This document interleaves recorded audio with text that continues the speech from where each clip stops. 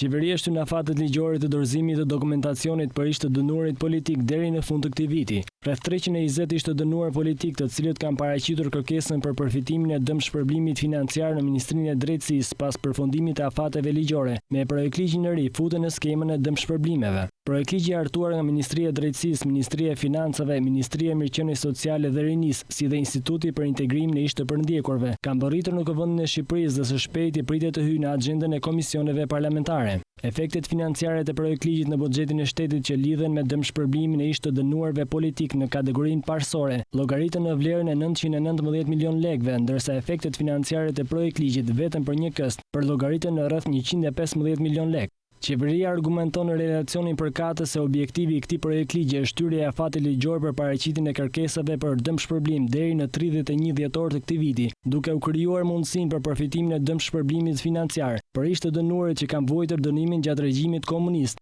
dhe janë ende në jetë, por deri më tani nuk kanë mundur të përfitojnë dëmshpërblim për shkak se nuk kanë aplikuar brenda afatit ligjor të parashikuar, i cili ka qenë një korriku i vitit 2009. Nga ana tjetër, projektligji nuk përmban asnjë depozit që ndalon rivendosjen e afat të trashëgimtarëve të ish të dënuarve politik, në çdo kohë kur një gjë e tillë do të vlerësohet e mundshme për të realizuar. Nga ky projektligj përfitojnë ish të dënuarat politike gra që jetojnë në momentin e dhënies së pagesës, ish të dënuarit politik që jetojnë në momentin e dhënies së pagesës dhe kanë moshën mbi 75 vjeç me hyrjen në fuqi të këtij ligji. Ish të dënuarit të cilët vojnë nga sëmundje të rënda sipas përcaktimit të aktit në ligjor të posaçëm, si dhe ish të dënuarit politik që jetojnë në momentin e dhënies së pagesës, të cilët pavarësisht nga mosha kanë pasardhës së radhës së parë në moshë të mitur e të tjerë.